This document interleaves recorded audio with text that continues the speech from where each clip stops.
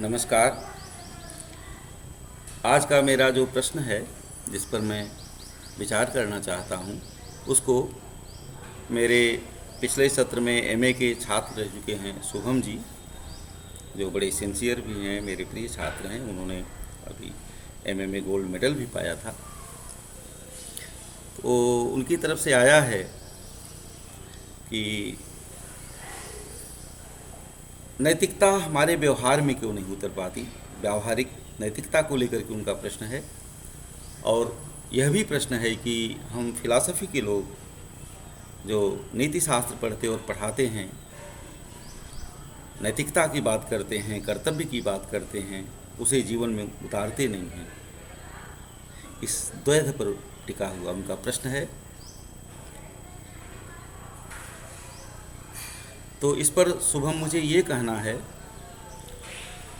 कि संसार में अधिकांश लोग ऐसे हैं जो सोचते कुछ और हैं, कहते कुछ और हैं और करते कुछ और हैं। जिसके मन में, वाणी में और कर्म में एक रूपता होती है, ऐसे बहुत कम लोग होते हैं, बहुत रेयर लोग होते हैं। और उन्हें महात्मा कहा गया है, महापुरुष कहा जाता है, जो मन वचन कर्म में एक रूपता रखते हैं। जो कह दिया उसे टलेंगे नहीं, जो सोच लिया उसको करेंगे, ये दृढ़ता हो, ये संकल्प शक्ति हो। और जो वाणी से निकाल दिया, वचन पर मर जाएंगे, मिट जाएंगे, लेकिन वचन को झूठा नहीं होने देंगे। प्राण जाए पर वचन न जाए, ऐसे बड़े रेयर लोग होते हैं। क्यों रेयर होते हैं? क्योंकि ऐसा होने के लिए ना बहुत मापदा चाहिए। सारी माताएं तो वीर प्रसवा नहीं होती हैं। तो पुत्रवती युवती जग सोई, रघुपति भगत जासु सुत होई। तो कोई रेयर माताएं ऐसा होती हैं जो इतना भाग्यवान हों कि उनके ऐसे पुत्र हों। तो टहलने के लिए, धरती का बोझ बढ़ाने के लिए हम ज़्यादातर लोग हैं, लेकिन सचमुच मनुष्य भाव जिसमें हो, मनुष्य होने का जो मज़ा लें, आनंद प्राप्त करें, ऐसे कुछ एक लोग होते हैं। वो क्या करते हैं? वो अपने जीवन को कुछ सिद्धांतों पर ढाल देते हैं। जैसे आप जानते हो कि दुनिया वस्तुओं से बनी है, तथ्यों से बनी है। और ये तथ्य और वस्तु जो आपको चारों तरफ दिखाई दे रहे हैं संसार में, ये निर्मूल्य हैं। इनका अपने आप में कोई मूल्य नहीं है। जैसे सोना है तो सोना, जैसे मिट्टी का ढेला, वैसे सोना है। सोना को तो महत्व तो हमने दिया ना। तो इन वस्तुओं को, इन तथ्यों को मूल्यवत्ता हम प्रदान करते हैं, हम चेतना वाले लोग प्रदान करते हैं। जो चीज़ हमारे जितने फायदे की है, काम की है, वो हमारे लिए उतनी मूल्यवान है। तो इसका जो सामान्य धारणा है मूल्यवत्ता की, वो ये है कि जो मेरा ज़्यादा मतलब साधे वो चीज़ मेरे लिए मूल्यवान है। भाई, कुछ एक ऐसे लोग होते हैं जो मनुष्य हैं, इसी धरती पे हुए हैं, होते हैं भी, जो कुछ मूल्यों के लिए, कुछ सिद्धांतों के लिए, जैसे सत्य है, न्याय है, धैर्य है, त्याग है, बलिदान है, राष्ट्र प्रेम है, उसके लिए जान दे देंगे, उसके ऊपर जीवन को ढाल देंगे। जितना संघर्ष आना हो आए, वो टस से मस नहीं होंगे। वो लोग इतना मादा रखते हैं ना कि ज़्यादातर लोग तो जीवन के प्रवाह में, नदी के प्रवाह में अपने को डाल देते हैं, आगे बहते जाएंगे, थोड़ा बहुत हाथ पैर चलाना पड़ेगा आगे बढ़ने के लिए। लेकिन जो हिम्मती लोग हैं वो कहेंगे कि नहीं, हम धारा के विपरीत चलेंगे, चल के देखेंगे क्या मज़ा है ज़िंदगी का, तैरने का। वो ओशन टू स्काई जाएंगे, स्काई टू ओशन नहीं जाएंगे, उल्टा चलेंगे। तो उल्टा जब चलेंगे तो हर लहर उनके लिए संघर्ष और चैलेंज लेके आएगी। उसको काटते हुए ना आगे बढ़ना होगा। लेकिन ऐसे में वो अपनी जीवनी शक्ति, अपनी दृढ़ इच्छा शक्ति को प्रकट करेंगे। हमारे आपके सामने ऐसे उदाहरण भरे पड़े हैं। ऐसे लोगों के लिए कहा गया है कि निंदन्तु नीति निपुणा यदि वास्तुवन्तु। विद्वान लोग उनकी निंदा करें या उनकी प्रशंसा करें, उन्हें इसकी परवाह नहीं रहती। नीति निपुण लोग, जो नीतिज्ञ हैं, जो राजनीति जानते हैं, सब नीति जानते हैं, वो भले उनको बेवकूफ़ साबित करें, निंदन्तु नीति निपुणा यदि वा अस्तुवन्तु लक्ष्मी समाविशतु गच्छतु आज यथेष्टम। लक्ष्मी उनके पास आए या चली जाए। अद्यैव मरणमस्तु, आज ही मृत्यु आ जाए, या युगांतरे वा, या युगांतर में आए। न्यायात पथात प्रविचलन्ति पदम न धीरा। ऐसे लोग एक कदम भी अपना जो न्याय का रास्ता तय करते हैं उससे विचलित नहीं होते, टस से मस नहीं होते। तो ये हिम्मत ले आना पड़ता है, तब मनसि एकम वचसि एकम कर्मणि एकम महात्मना। तब मन वचन और कर्म में एक रूपता आएगी, और वह एक रूपता आपको महान बना देगी। क्या बहुत सारे लोग महान हैं? अरे एवरेज भी नहीं, एवरेज से नीचे हैं। सही बताऊं तो ज़्यादातर लाभान्वित लोग, ज़्यादातर ऊंचे पदों पर दिखने वाले लोग, सब ऐसे नहीं हैं, लेकिन ज़्यादातर मीडियाकर होते हैं। तेजस्वी लोग तो क्षण भर जल के बुझ जाते हैं, वो तो संघर्ष का रास्ता चुनते हैं। कुछ लोग कहते हैं ना मेरे जीवन में बहुत संघर्ष है, तो ऐसे भी कुछ लोग कहते हैं। कम संघर्ष कोई ज़्यादा बताते हैं, बढ़ा के बताते हैं। और कुछ लोग संघर्ष चुनते ही हैं, वो सीधा रास्ता ही नहीं चुनेंगे, वो प्रवाह में नहीं बहेंगे, वो कुछ ठान लेंगे और उसी पे मर मिटेंगे, उसी पे दृढ़ रहेंगे। चाहे आनी हुआएं विपदाएं लेकर अपनी अकथ व्यथाएं, मैंने कभी इनकार किया है, आंसू से सत्कार किया है। उन लोग की ये फिलॉसफी बन जाती है, चलेंगे इस पे, जो मिलना हो सो मिले। मैंने कभी बताया था, आप जानते भी होंगे कि मनुष्य के व्यवहार के 3 प्रेरक हैं, सुत वित्त लोक ईष्णा। तीनी पुत्र ईष्णा, सेक्स की भावना से लोग काम ड्राइव है, सेक्स, सुख पाना चाहते हैं।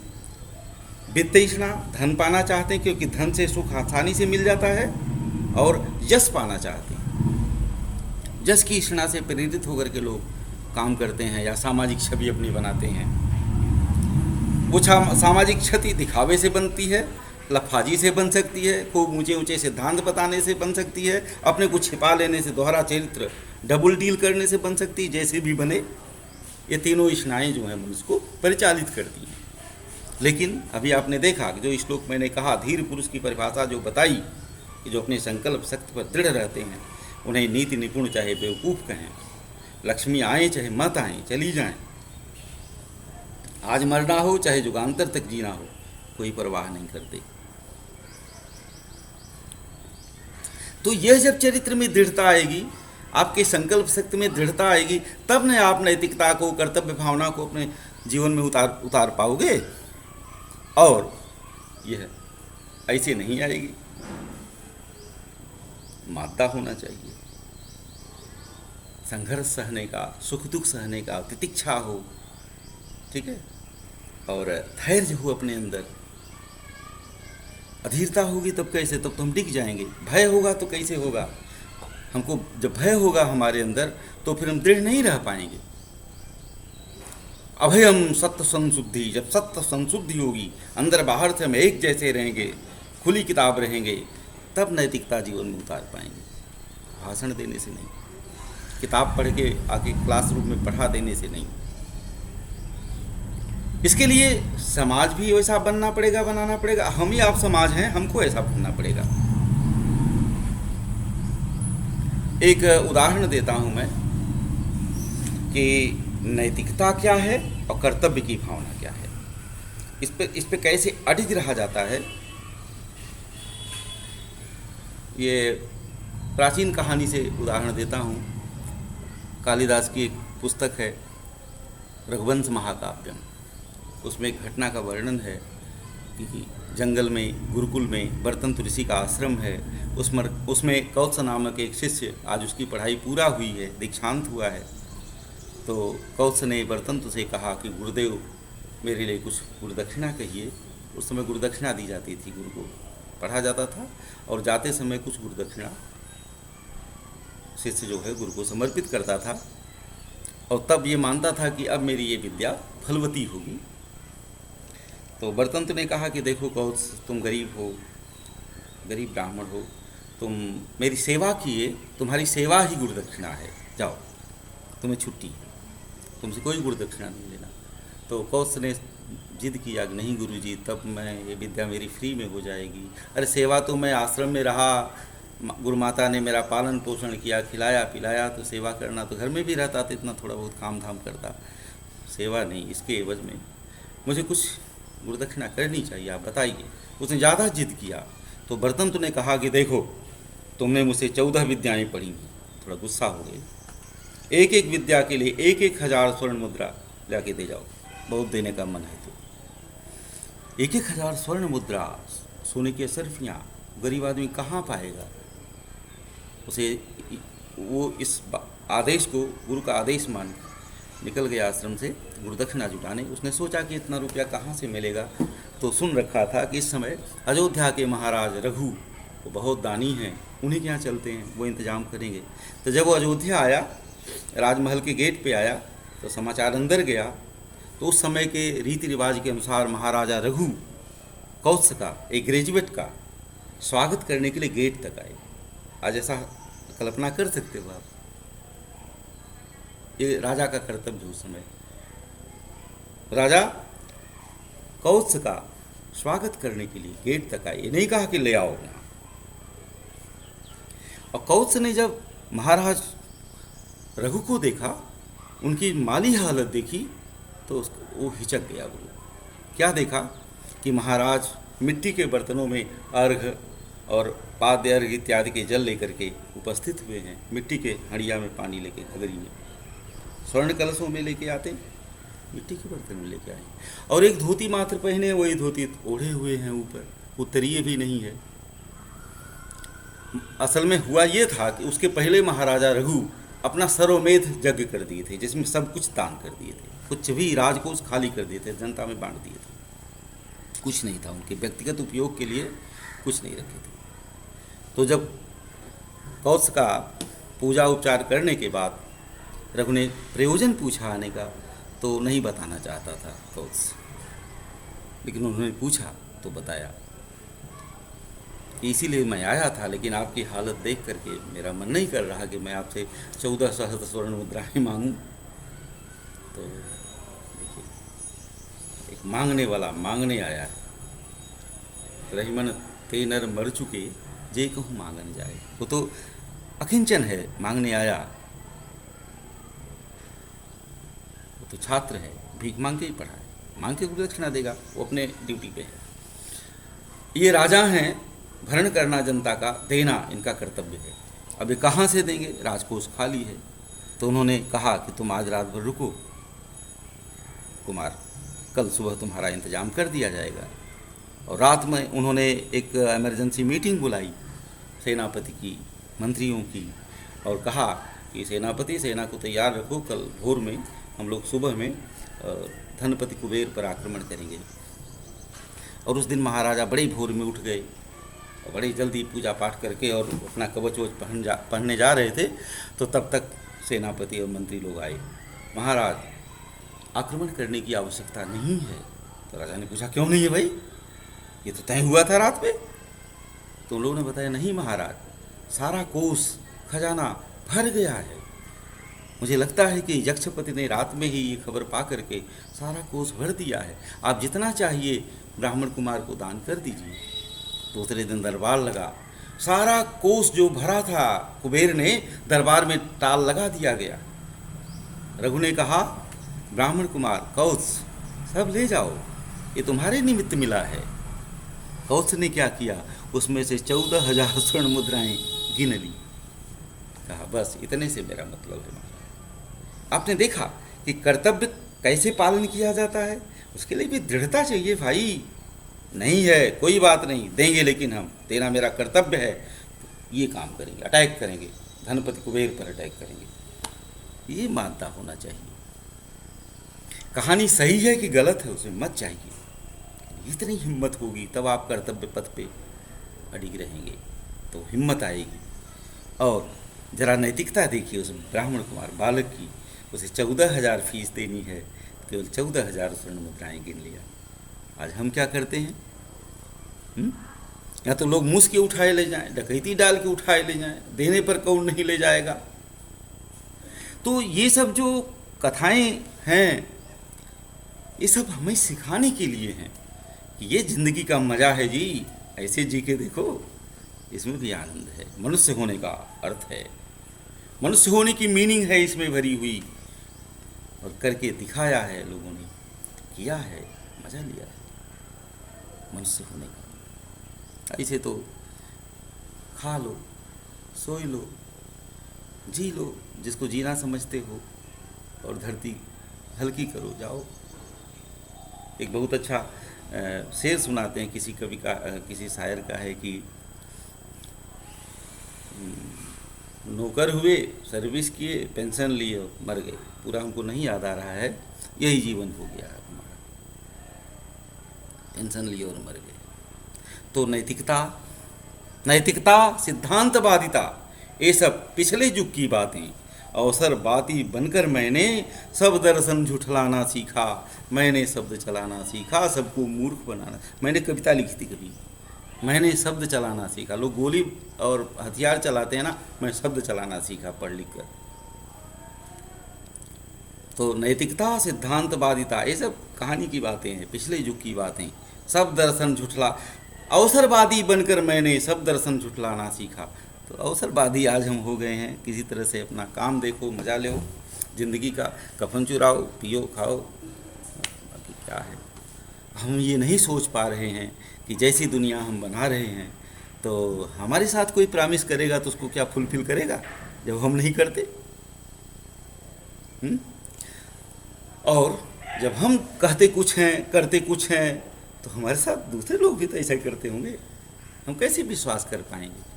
तो हम एक ऐसी दुनिया बनाते चले जा रहे हैं भाई, इसमें हम अपने ही कुचक्कर में फंसेंगे। शुभम, बहुत अच्छा लगा। तुम्हारे इस प्रश्न का पूरा उत्तर हम दे पाए कि नहीं दे पाए, इतना छोटा इसका उत्तर नहीं है। खोजेंगे तो बहुत कुछ मिलेगा, हमारे अंदर बहुत कमियां मिलेंगी। कैसे उनको दूर करें, कैसे नैतिकता को अपने आचरण में ले आएं, कैसे कर्तव्य की भावना महसूस करें। सोचो तो कर्तव्य इतना है, और सोचो तो कहाँ तक जाता है। हे भगवान, विवेकानंद जी ने कहा था कि मेरा धर्म, मेरा कर्तव्य रास्ते की उस कुतिया तक जाता है जो बिलबिला रही है, पड़ी हुई है रास्ते में किनारे पे, उस कुतिया तक मेरा कर्तव्य जाता है। तो अपने तक कुछ लोग सीमित हो जाते हैं अपने कर्तव्य बोध में, उनका अपना सत्य है, अपने आप जो सोचें वही नैतिकता है उनकी, वही सत्य है उनका, वही न्याय है जो अपने को अच्छा लगे, अपने को तृप्त करे। कुछ लोग उस अपने में अपने परिवार को शामिल करते हैं, कुछ लोग उसमें समाज के बारे में भी सोचते हैं कि यदि मैं ऐसा करूँगा दूसरे लोग भी ऐसा करेंगे तो फिर समाज कैसा होगा। बस यही सोचना है, यही सोच लें सब लोग, अपने को दूसरे की जगह पे रख के देखें ना, दूसरे को अपने की जगह पे रख के देखें, तो ये जो समानुभूति है यही आ जाए, सब जगह तुम्हें परिवर्तन दिखने लग जाएगा। तस्मिन् सर्वाणि भूतानि आत्मन्येवानुपश्यतः तत्र को मोहः कः शोकः। सारी समस्या हल हो जाए। आत्मनः प्रतिकूलानि परेषां न समाचरेत्। हम तो दूसरों से आशा रखते हैं ना कि जो कह रहा हो करेगा, जो आश्वासन दे रहा हो करेगा, पालन करेगा, खुद पालन नहीं करें तो चीटिंग है, धोखा है, शॉर्टकट है भाई। सब लोग सबके साथ शॉर्टकट करते जाएं तो कैसा माहौल बनेगा। ये सोचने की जो कमी है यही इसके लिए उत्तरदायी है, और इसका प्रतिफल भी हम ही को मिलेगा। उदाहरण के लिए, जैसे जो कफन चुरा रहा है वो मान के चल रहा है कि मुझे भी नया कफन नहीं मिलेगा, चुराया उराया ही फिर से धोया प्रेस किया हुआ कफन मिलेगा। जो दूसरे की बौद्धिक चोरी कर रहा है, जो दूसरे की संपत्ति चोरी कर रहा है, वो ये मान के चले कि कल मेरी संपत्ति भी कोई चुराएगा, मेरी नहीं मेरे बच्चों की चुराएगा। जिस 7 पुश्त के लिए हम कमा के जा रहे हैं ना, वो निक से अच्छे से जी पाएंगे कि नहीं जी पाएंगे, ये मान के चले। तो नैतिकता, कर्तव्य बोध, ये सब इसीलिए सिखाया पढ़ाया जाता है, किसी जीवन में उतारा जाए। नहीं उतार रहे हो तो इसका प्रतिफल भी हम ही को झेलना पड़ेगा, हम ही को भोगना पड़ेगा। हो सकता हम न भोगें, हमारी पीढ़ियाँ भोगें। जिन पीढ़ियों को हम सुरक्षित रखना चाहते हैं, अपने कष्ट सह लें, अपने बाल बच्चों को सुरक्षित और संरक्षित रखना चाहते हैं, वो भोगेंगे। बहुत बहुत धन्यवाद शुभम। मैं तुम्हारे प्रश्न का उत्तर दे पाया नहीं दे पाया।